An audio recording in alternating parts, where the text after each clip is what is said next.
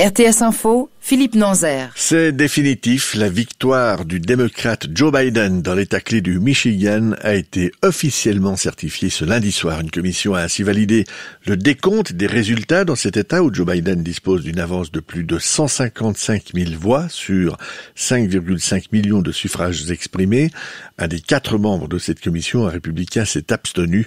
Reste que cette victoire du démocrate se traduit par un nouveau revers pour Donald Trump qui, lui, refuse toujours de concéder sa défaite à la présidentielle du 3 novembre.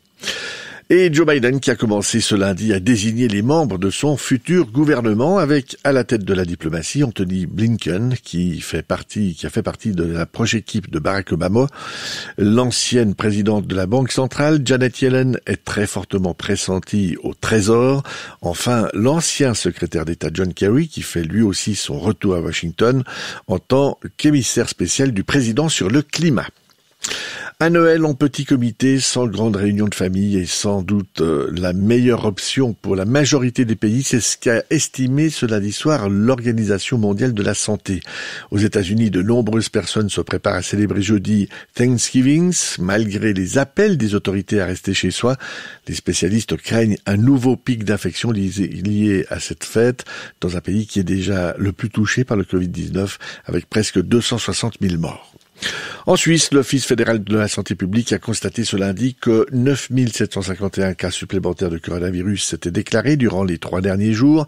L'OFSP qui a ajouté que durant cette même période, 213 décès sont à déplorer et que 410 malades ont été hospitalisés.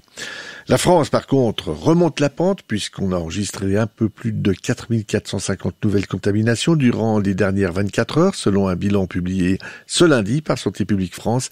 Il s'agit du bilan quotidien le plus faible depuis le 28 septembre dernier. Football, un nouveau règlement pour le foot suisse vient d'être adopté. En cas de contamination au Covid dans son équipe, un club pourra dorénavant demander de reporter le match s'il prouve qu'il y a moins de 14 joueurs de champ et 2 gardiens aptes à jouer sur la liste qui aura été soumise au préalable. Les 20 clubs de la Swiss Football League ont voté cette nouvelle disposition par correspondance. Météo, après une nouvelle partie de nuit claire, des nappes de brouillard ou de stratus vont se former sur le plateau et ce mardi matin nous plongera dans les traditionnelles bandes de stratus et de brouillard si nous sommes en dessous de 800 voire 900 mètres. Durant l'après-midi, ces nuages vont se dissiper en bonne partie, ce qui laissera la place à du ciel bleu.